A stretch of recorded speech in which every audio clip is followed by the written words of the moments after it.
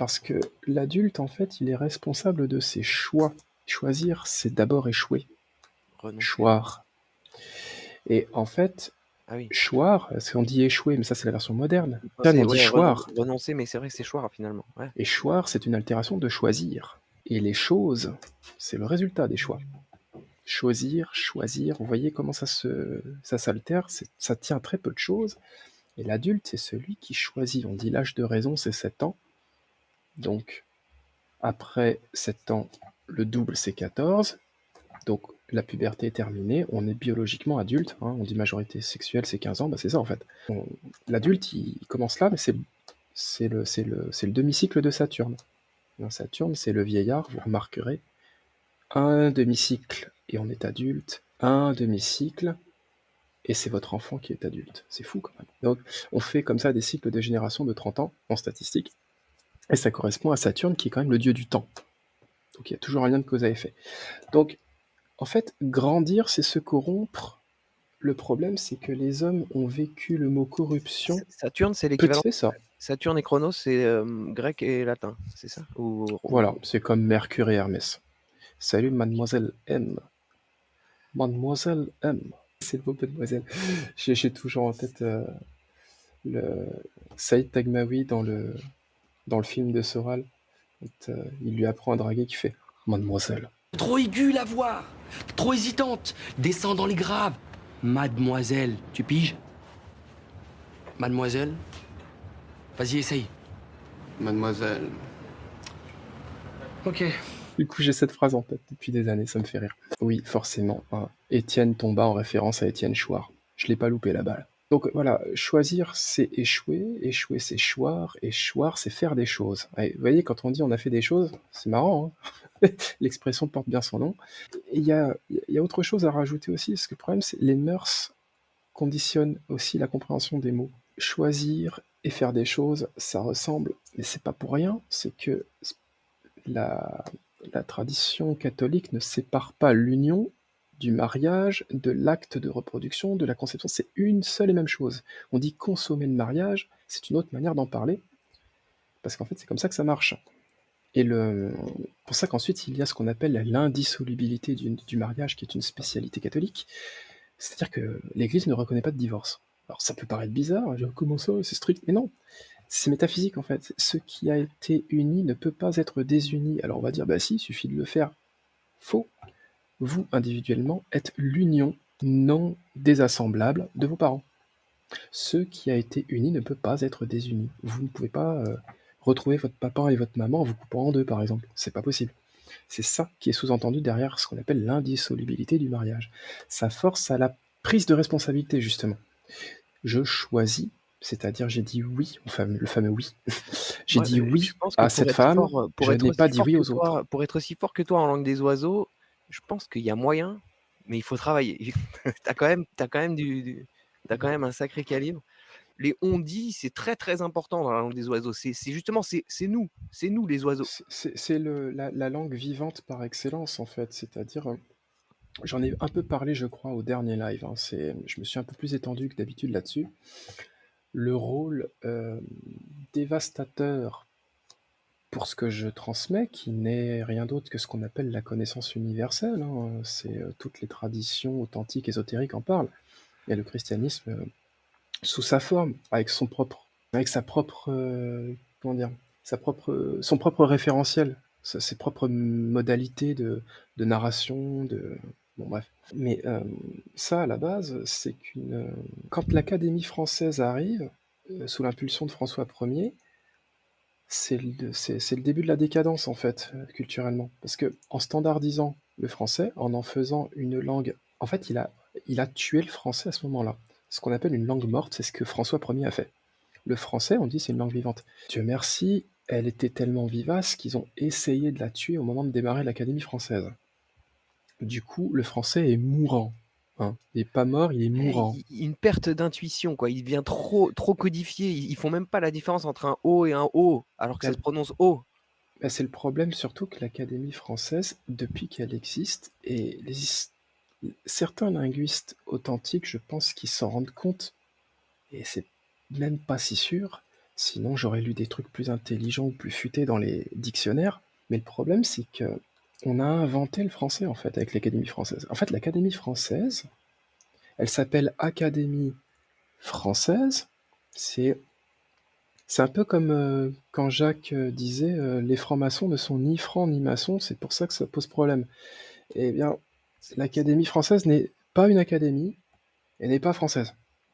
Ça a l'air bizarre dit comme ça, mais je développerai ça Ouais, c'est peut-être des plus tard. c'est En fait, le mode opératoire d'enculé, quoi, qui nomme c'est-à-dire les choses à que l'inverse de ce qu'elles sont. On n'est pas du tout en démocratie, sinon, le problème, c'est que le latin, par exemple, c'est une langue morte parce que c'est une langue codée.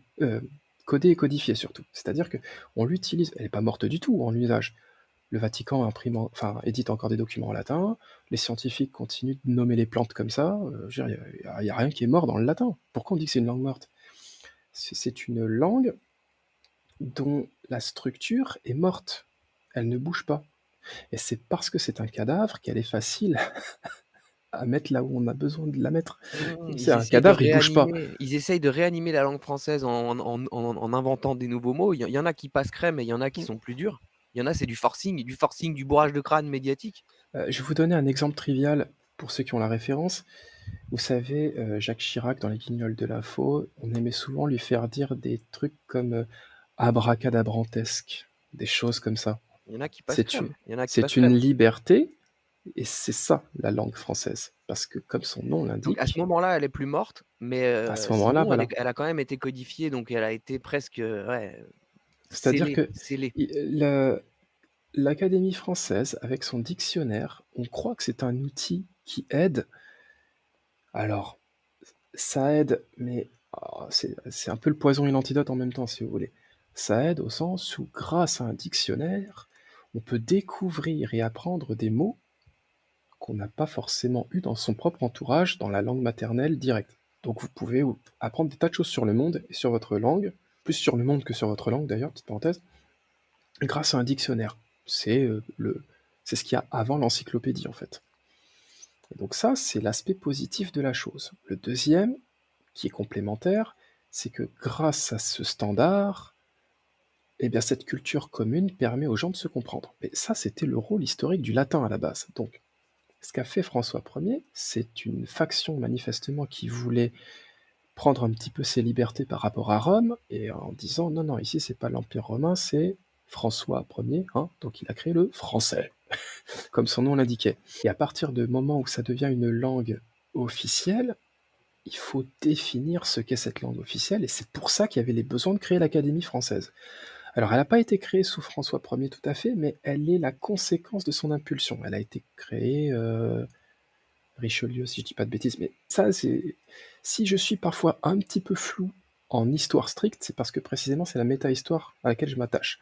Donc, quand je vous parle systématiquement d'événements historiques, je précise toujours, vous irez vérifier, c'est pas très important, c'est pas ça dont je parle.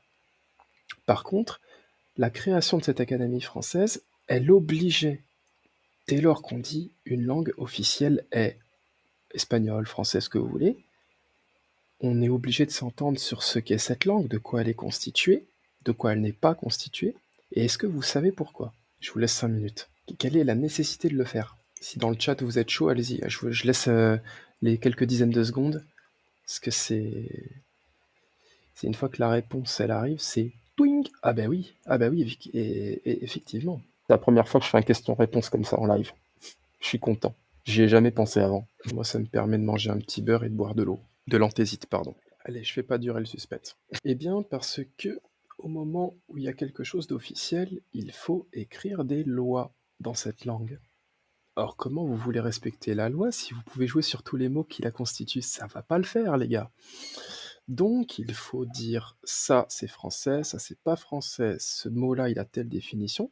Et en fait, ce qu'a essayé de faire l'Académie française, c'est de mettre ses griffes, la serre de l'aigle, d'où le fait de cerner, hein, vous voyez, cerner. On va mettre la griffe sur le français qui, par définition, était une putain de lingua franca, comme on disait en latin.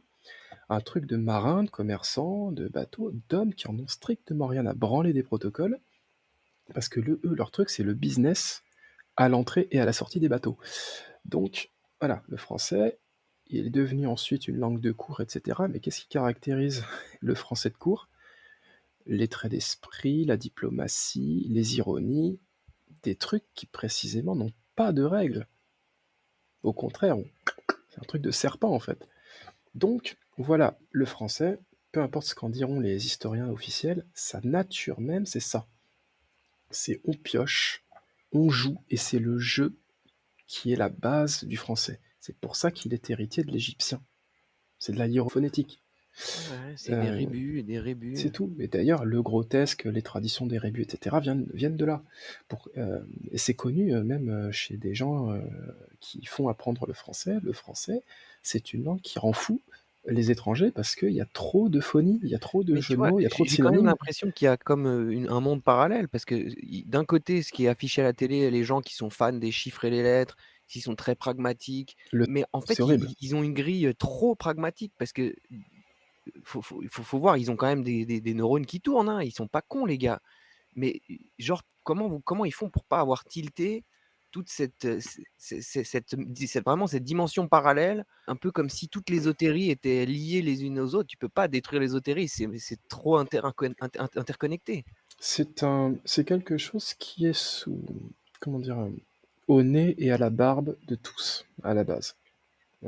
Björn Steenas, il disait, c'est à méditer, hein, c'est pas un truc à prendre comme un canon strict, hein, mais il disait, la pierre philosophale, en fait, c'est un petit peu comme si elle était là au début devant nous, et juste qu'on la voit pas, et que tout le travail, c'est d'apprendre à la voir, en fait. Eh bien, c'est assez vrai, parce que si en l'occurrence, comme le disait Fulton, un de ses autres noms à la pierre philosophale, selon l'auteur, c'est ce qu'on appelle l'absolu, c'est ce que, selon d'autres auteurs, on appelle Jésus.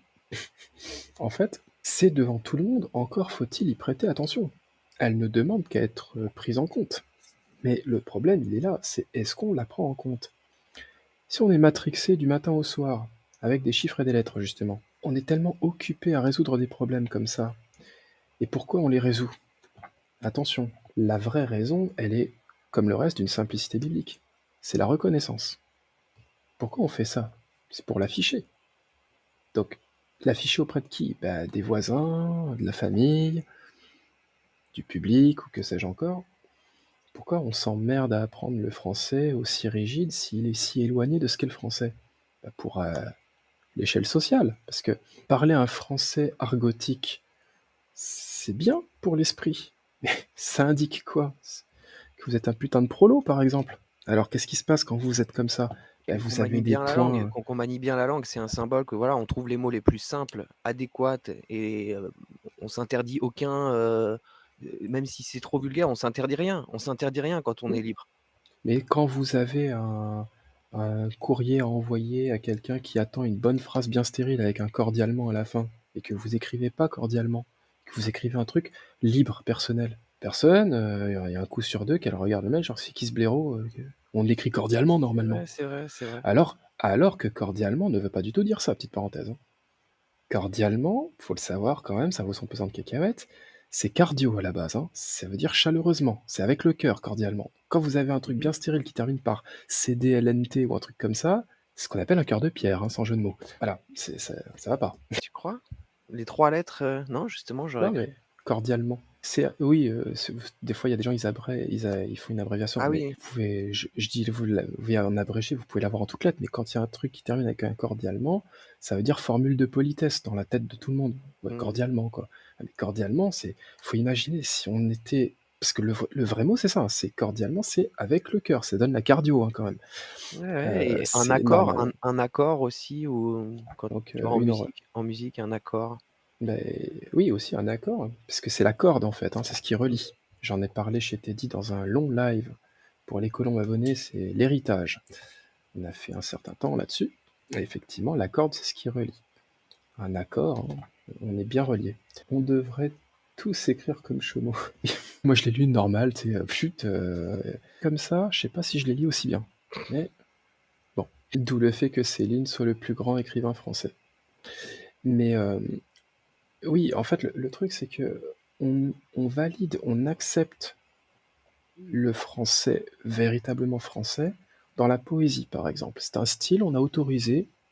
Ah oui, le poète, L'écrivain, il s'est permis, le petit coquin, il s'est permis. Non, il parle juste français en fait. À la base, c'est normal de se permettre.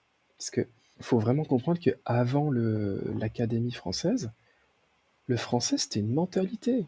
C'est-à-dire que je reparle souvent de cet exemple de Molière que j'ai mis en extrait dans une de mes vidéos.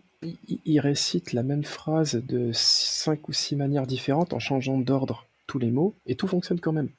Il n'y a pas de règle en Oui, fait. oui. Et en fait, le truc, c'est que c'était pareil pour les mots. Vous l'écriviez comme vous avez envie en fait, parce qu'il n'y avait pas de règle.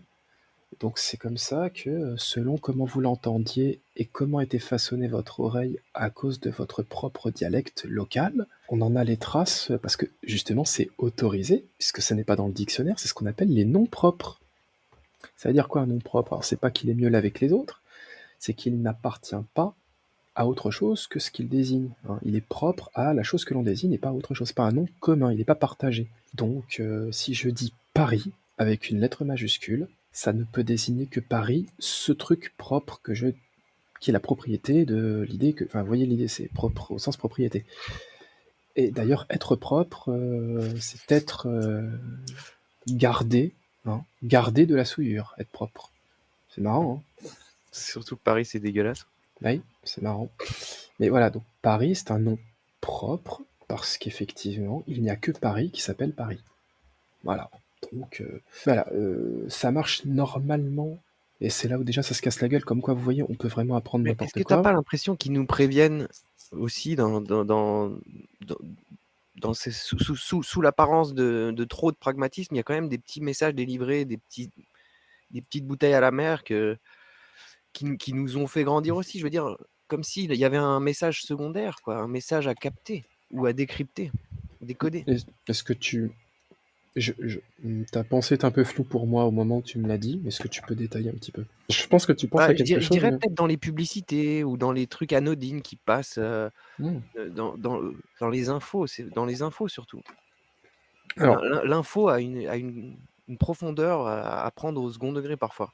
on en a parlé un Très peu la souvent. dernière fois à bâton rompu, ce que tu parlais de sujets comme Marine ou Mbala ou des La choses comme ça. politique, ouais, c'est vrai, la politique, la Il symbolique n'y de a la pas de politique. règle. Il n'y a pas de règle.